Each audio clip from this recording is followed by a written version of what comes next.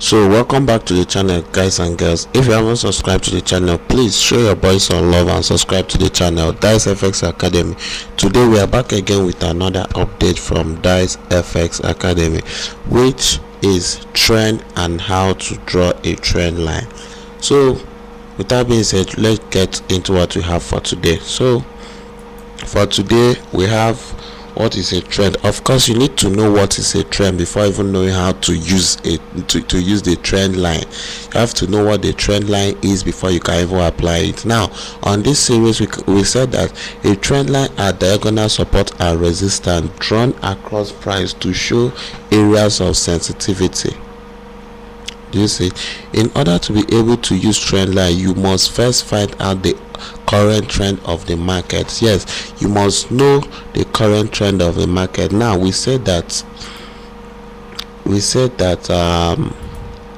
a trend line is a diagonal support and resistance, of which this is the market move and this is a trend line.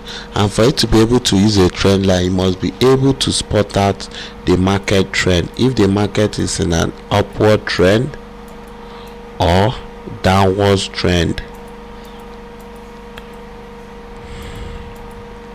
So if you can spot out this today, you can use the trend line.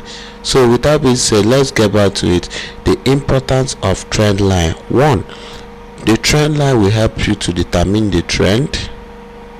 It can also help you to determine some areas of support and resistance, and also it can help you to see fake out and breakout. These are the three main importance of trend line. Now let's jump on to the next one, which is we are going to be explaining these very ones here. We are going to be explaining it on this place now, which is trend line determination. And trend determination, using a trend line helps you know what trend you are in, if uptrend or downtrend, if used correctly. Now you can only use trend line to know the direction of the market. You can use trend line to know the direction of the market, whether you are in uptrend or you are in downtrend. Like you can see, we use this trend line, we find out that this is where that price is currently in a downtrend. Same thing over here, that price is trending up. So that is what we mean by using trend line to determine the trend of the market. Then number two, the second one, areas of support and resistance. Now using the trend line, we all know that this resistance is also known as the ceiling or the roof. So each time price get to the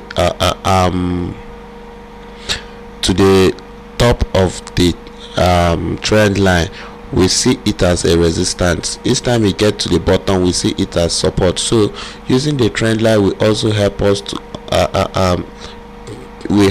identify areas of support and resistance. Like this, we have 1, 2, probably 3 to go down. We have first, second, third, fourth, fifth, sixth to probably go up. So that is what we mean by using trend line as a support and resistance. Now using trend line to spot out a breakout, we have this as the first or second, third. Price gave us this fake out.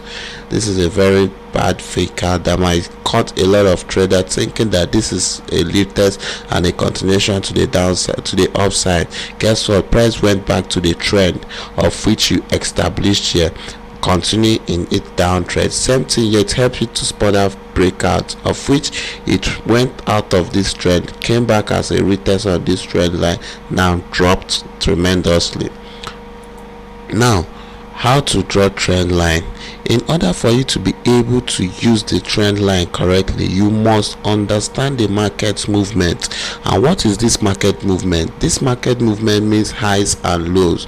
When are you in higher high or you are in higher low? What are you seeing? Are you seeing higher high and higher low? Are you seeing some impulse and correctional movement, which will help you in placing your trend line? If you can be able to spot out these higher highs and higher lows, automatically using the trend line, you will know that we are what, in uptrend right here. Now for you to be able to spot out these lower highs, you should know that with your trend line that we are in trend line, and each time price gets to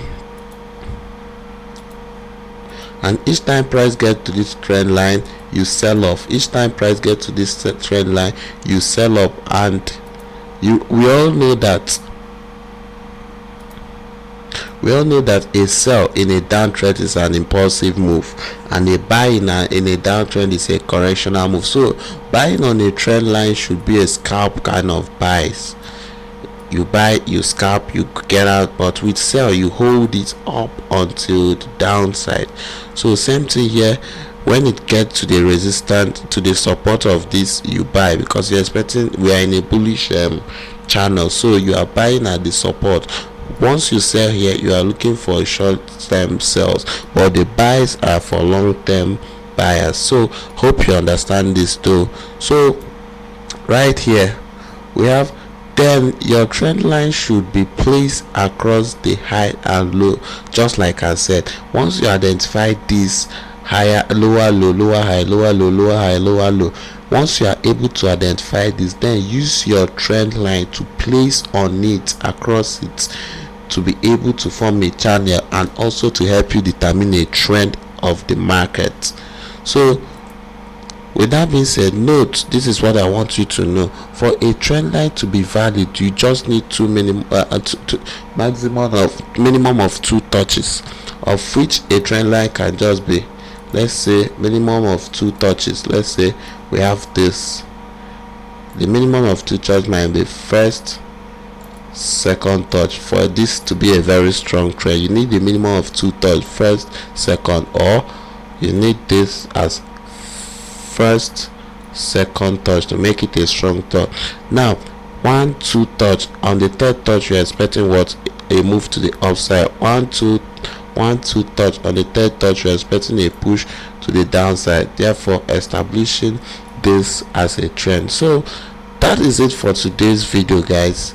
This is a very short video, but hope you learn a thing or two from this. So if you haven't subscribed to the channel, please make sure to hit the like button and subscribe. That is FX Academy.